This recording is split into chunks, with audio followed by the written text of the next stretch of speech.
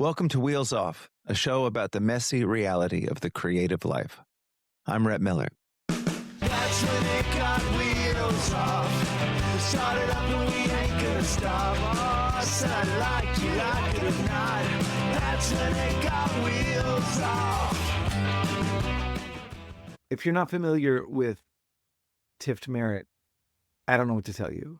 She's a pretty phenomenal artist, and all I can say is maybe go back and experience her catalog for yourself, because from her debut album Bramble Rose on through Tambourine, which was a great sophomore record, and then for the next 20 plus years she continued putting out great records, doing great live shows.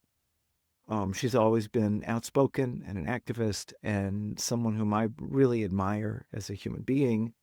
We'll talk at length about how her new record is her first in about a decade. And you're going to hear sort of what she's been up to, which unsurprisingly is a lot. I think you guys are really going to enjoy listening to Tift work through her process and talk about her experience as a songwriter, as a human being, as a mom, as all the things. And I know I was so grateful to reconnect with her. It had been a while since I'd spoken to Tift. And I'm so excited for you guys to hear her new album, Sugar, as well. It's just about to drop. It's beautiful. I heard a sneak peek, and y'all are going to love it. So please welcome to Wheels Off, the great Tift Merritt. Welcome to Wheels Off, Tift Merritt. Thank you so much for joining me. How are you? Pleasure. I'm great. It's good to see you. Thanks for having me. For the edification of our listening and now viewing audience, where are you logging in from? My home in Raleigh, North Carolina, and my messy house. I love it. And how long have you been in North Carolina? Because I remember you as a New Yorker a while back. I loved living in New York. I had a child, and when she was born, I was like, I'm not going to be able to do this. And, I made the very not glamorous decision to move back to my hometown, which was like, my nightmare. But it's just been wonderful. And it's, my parents are still here, and it's a very sweet chapter to have my daughter be so part of their lives. And, I really missed New York for a while. There's no feeling like being an artist in New York, but at this point, I wouldn't trade it at all. I'm so happy where I am. I'm so happy that my daughter has deep roots. I'm so happy that my roots are here and they're still getting watered. So. And it's funny, so when you describe it as a nightmare, is that because of ghosts or your own idea of homecoming, or? North Carolina has always been so good to me. It's just more the way that your life, hands you what you need rather than what you have dreamt for it, which is like, living in Rome or Paris or New York. So yeah, I felt a little bit like my dream had failed, that I had to leave New York. But that wasn't really what was happening. That's so sweet, though, honestly. Congrats on Sugar, by the way, the new record. Thank you. Thank you so much. Is it exciting to have a new record about to drop? Yes, it is. And I'm going to close the door really quickly. Oh, yeah, no problem. It's a spring day here, and I had all the doors open. Yes, it is a really exciting feeling, and it's very different from the other records where, this is a little bit, having stepped away, it's even more meaningful. Yes, and it's been about 10 years. Something like that. Who's counting? I know, your publicist. That's what. No, I put a record out when Jean was 1 or 6 months old or something like that. And now she's turning 10. So it has definitely been very close to a decade. Yeah. Well, that reminds me, the second song on the new record, was it Forever Singing, Mothers and Daughters, and Everyday Singing. Everyday Singing, and there's the big choir of voices. It's so beautiful and moving. Oh, thank you. I moonlight as an academic, and I found these letters from this woman, Rosetta Wrights. I work in her archive. She had a record label in the 80s. piece dedicated to erased foremothers of jazz and blues. And she was this like outspoken feminist downtown bohemian.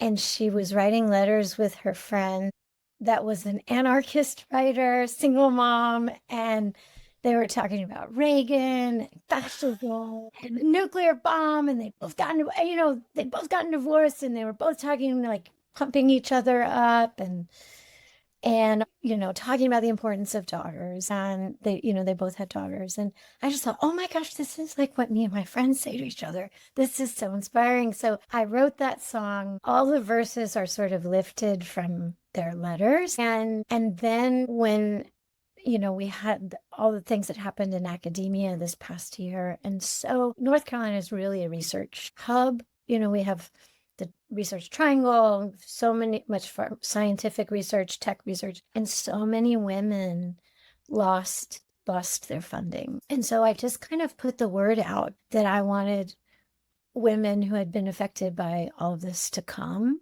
And I'm probably not supposed to say this, so I'm going to tell you, to the Gables, which is this hotel project that I'm working on, and it was all empty. And all of them were like, we don't know how to sing. And I was like, yes, you do. Yes, you do. And a friend of mine who lives across the street is a conductor, and he came and conducted.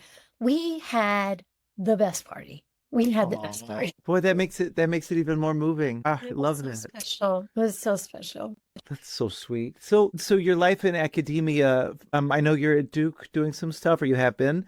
Is there a songwriting teaching component to this, or are you totally in like full on academia? I fooled everyone. No, I don't teach writing, but I do. I've been a practitioner in residence at Duke for 5 years, and I really, when I got off the road with Gene, I mean, this was just a big accident, and I started working on sort of larger projects that were based in research and archives, objects, and sort of like found objects from loaded places. And, I've never met an abandoned building that I didn't want to break into and collect stuff.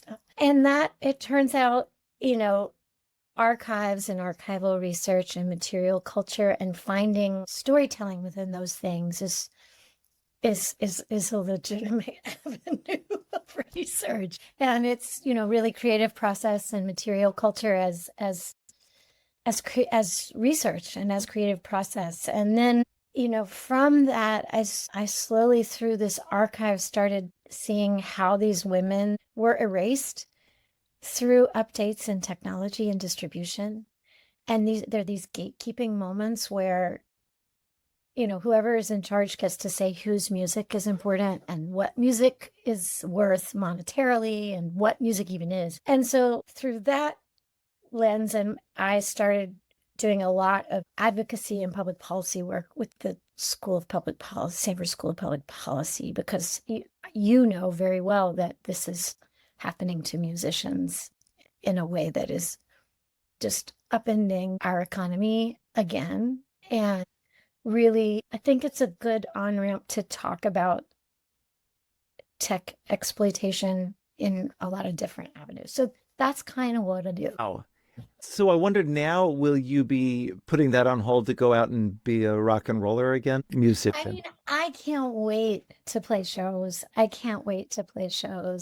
I think the two, what I'm hoping maybe naively is that they're going to kind of work hand in hand, and, that there are conversations that I can have when I'm touring that will be helpful to both worlds. I think academia is an amazing, amazing place that also needs storytelling to connect with the rest of the world, right? Like scientific storytelling and government storytelling and health storytelling. We all kind of lost a lot of those battles. So maybe I can be helpful in that. But I also am so stoked to play through an amp. Yeah. And I'm so stoked to, I think my daughter will actually be the barometer for all of that, because the other thing I don't want to do is just upend her life. Sure. Has the new record and all the work you've been doing, because I assume it's been in the can for a while, I know how these things work, has it lit a fire under you? Have you been writing more songs and thinking ahead? One does think ahead. and get terrified. I mean, right now, I do have a creative project that I really want to begin. And I think it's always nice to, like, you finish a record and you go, oh no, how am I where is the next one coming from? It's like the main fear driving an artist is that you're only as good as what you wrote last. So I think the main thing that I came away with from the studio is that that feeling of being at the beginning of your work rather than at the end of your work. Yeah. Which is the best thing. So I feel like I have a lot more to say, but at the moment I have too many projects and Yeah, sounds like it. So I wonder about the beginning of your work. Do you remember a moment when you knew you were going to be a songwriter and a performer, entertainer? Was there an epiphany moment for you? I've always felt like such a lucky stiff singing, right? I mean, I think I always, like, I got here. I have a picture of myself at a typewriter when I'm 2, and it was like I always wanted to be a writer. And I think the rest came from that, and I just got fortunate that I just always feel like music is this very mysterious language that we don't really understand, that I am so lucky to participate in. And I always feel like I'm a writer first, and that I kind of have to earn my way on stage that way, if that makes sense. Do you feel like your prose writing, which sounds like it kind of came first for you, do you feel like that found an outlet in songwriting, or was it almost like a competition between the two of them? I mean, at the very beginning, I remember in my 20s when I didn't know nothing, I would sit and be like, okay, is this a poem? Is this a song? Is this a short story? Is this, and I never was a novel. I aspired to write heavy, serious novels, but I really think that short form is such a beautiful form. And I do love to write prose, but I am at this point, short form is really what I've practiced the most. And I really love short form, and I really love plain spoken, so those tenets sort of all bind together in a way. And I feel like I'm always trying to write a postcard, right? Mm-hmm. Write a perfect postcard. When you write a song, do you feel like you are coming at it with the story already in your mind that you want to tell, or do you follow the words in a sort of stream of consciousness way? Oh gosh, I mean, if I knew, wouldn't that be so nice? I think there are times where you don't know where it's coming from and it's just coming through you, and that is such a gift. And then I feel like I have something that I call like the songwriting, the story itch, where you just like that, something that's a full meal. And sometimes it's an object or something that you notice in the paper or something that you see in the world around you.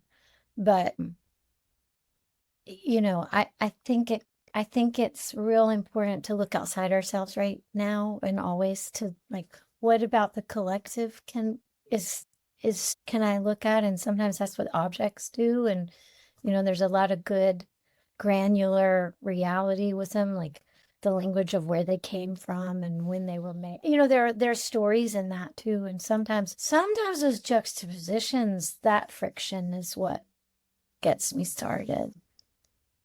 But I think that generally, like, is that idea like cotton candy and bubble gum, or is it meat and potatoes? Like, can I live in that? Is that going to hold, can I really unfold in that? And that's what I try to spend my time on. When you come up against the negative inner voices, which... Oh, those. Yeah. So I've recorded 225 episodes of this podcast, and every artist I've spoken to, save one, confessed to having sort of a negative inner voice. I don't even want to know who didn't confess. I know, exactly. Like internally generated obstacles that we, come up with for ourselves. I wonder, when you come up against those, what strategies have you come up with to get past them? I think it's a muscle. I like to think of it as a muscle. I like to think of it as like the blank page muscle. my job is to try to tell the truth and put it out there. But otherwise, what am I doing? Right. And I think when I was a lot younger, that seemed really much more frightening, but it really is a muscle where now if I'm not telling the truth or risking something, I'm like, what am I doing? Right. So I just like to think of it like a muscle. I like to really take all the mystery stuff away and just do the do. Don't think. There's a time. And then I trust my editor, my inner editor, Yeah. right? Where I'm gonna come back and I'm gonna know if nobody should see this or if it was just for me or if it's god awful. I'm gonna know. So, I think I went through a creative writing program and my mentor, Doris Betts, was really, teaching me about be a woman enough to answer your own questions, right? And be your own best editor and, hold yourself, like, if you don't work that muscle out, it's going to atrophy. But the more you build it, the more it's ready to go. Does that make sense? Totally. I think it's such an important distinction that you're making between the negative inner critic voice and then later on the constructive editorial voice. They both live in your head and it's hard to tell them apart sometimes. Yeah. Yeah. And I think what I've been really lucky in my own, I mean, what a surprise, but what I've been really lucky in my own creative practice these past 9 years to not be really dealing with anybody's voice but mine.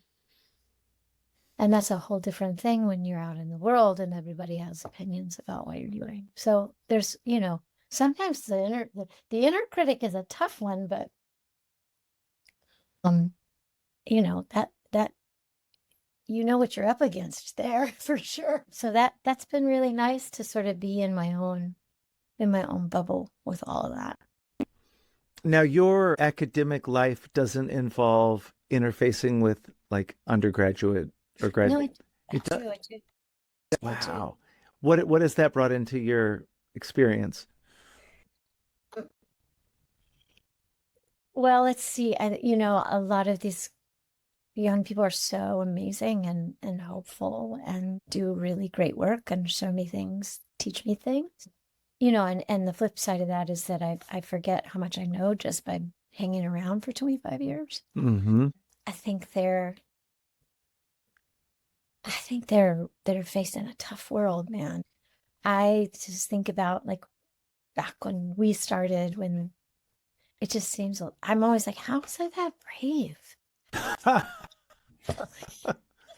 did that. And I mean, luckily I don't have to tell my daughter very much because she's like, whatever it is you're doing, I'm not doing it. But, I think they're facing a lot of things that we were lucky not to face.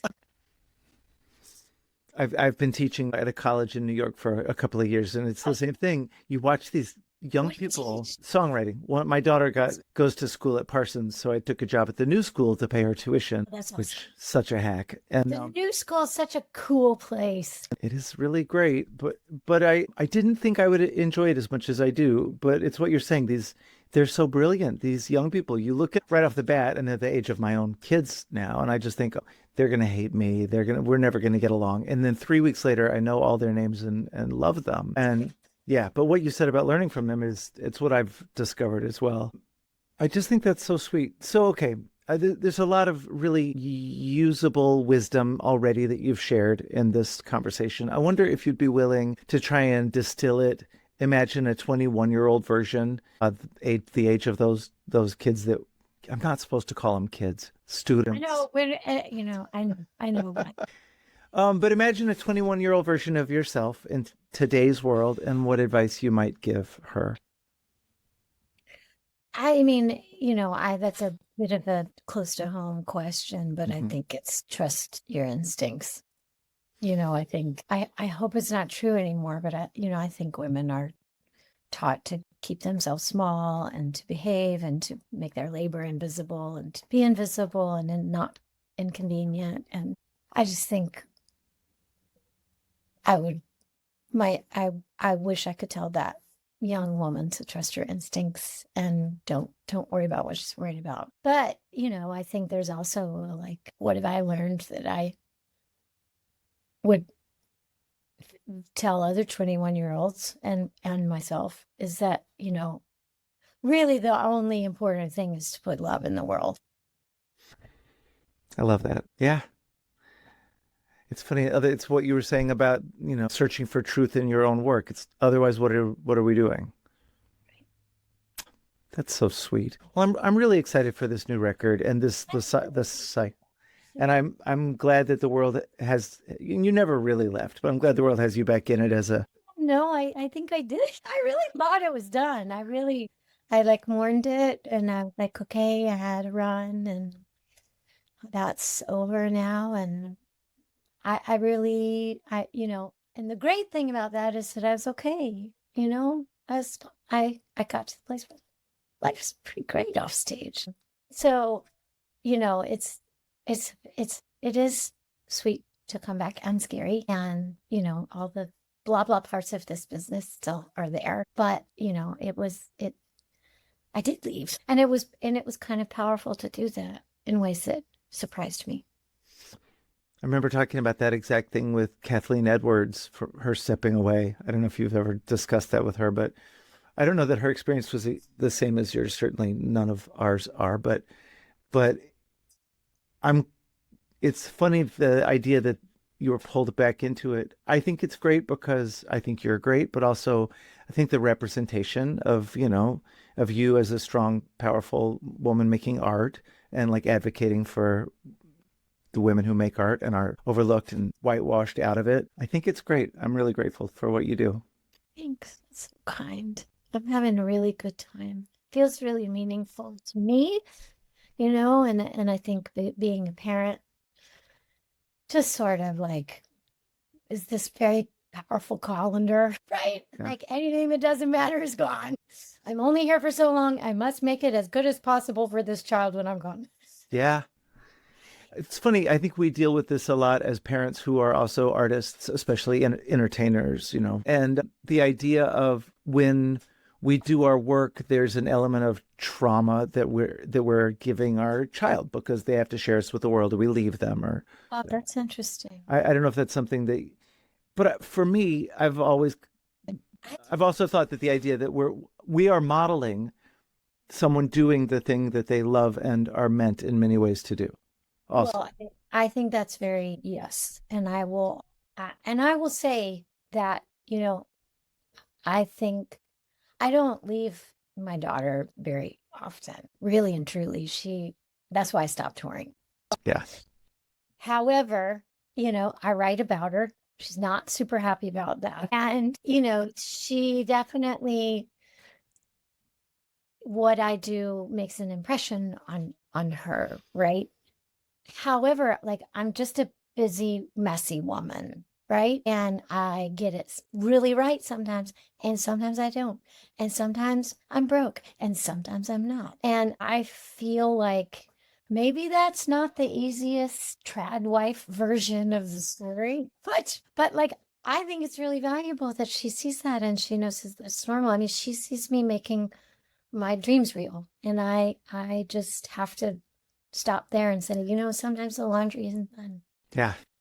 But she's seeing me make my life make meaning. So I am happy for that. But I don't leave, I don't leave for long periods of time. And I'm really, really lucky because I have, a manager who's like, this is not how we're, that really sees my life holistically. And I've had such a surprise how many women have said, what happened when you had a baby? Did everybody fire you? So, I think these stories are important to talk about, whether we're fathers or sons or mothers or daughters or whatever it is.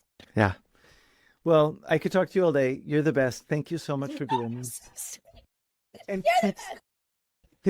people are going to love the new record. Congratulations on it. And do you ever, I know you guys are still touring all the time. Will you let me know when you come down to North Carolina? Oh, yes, I absolutely will. Don't Will you worry. come stay in the hotel and we'll do fun things? So I didn't know if you wanted to talk about this. Yeah. Are you? So can you tell me a little bit? Even because since we're still online here, our listeners a little about this because I've always dreamt of having a boutique hotel, and Really? it sounds like you're doing something really cool. Well, I'm doing it in collaboration with a lot of wonderful other people. There's no way that I could have done it by myself. But, when I didn't know what to do, when I got off the road with Gene, I mean, I just was like coming home from a tour. We were on tour in Europe with Jason Isbell, and I was like, well, this is it. This is the last one. Because I just knew, right? I mean, it was like me and a nanny and the kid. And I was like, she's going to be walking in and around and talking. I can't do this. This is the last one. And I came home and I was like, I guess I'll give a job as a bartender. And this real estate listing in my hometown, somebody texted me, and I know we're mutual friends with Liz Lambert. Of course, brilliant. Hotel. Yes, and I know you. We've both known her, I'm sure, for years and years and years and years. And I just wrote her or called her. I don't know which one it was, but I was like, I know people ask you this all the time. I'm sorry. I know I shouldn't ask, but do you think I should do this? And I know you're going to say no. And she's like, no, T-Bird, you should get off the road and become a madam. And she had consulted on a hotel in North Carolina. And she was like, you got to meet this guy, Daniel Robinson, who opened the Durham Hotel in Durham. And we met and we looked at the site, and he'd wanted to do something in Raleigh. And we had a whole bunch of mutual friends who are now part of the design team and involved in all sorts of different ways. And, that was, I mean, clearly, if a folk singer is like involved in a real estate deal, it's complicated. There are problems. So we had to rezone, and we got pandemic, and we got banking crisis, and it's been a long time coming, but we are supposed to open this summer. That's so exciting. And we're 18 rooms and a big common area and a cafe bar, coffee and snacks and bistro and lots of room outside. So, we're really hoping to be a gathering place for artists and good thoughts and slowness and spending time with people you need to spend time with. Man, well, I was just through Raleigh, and I was hanging out with my.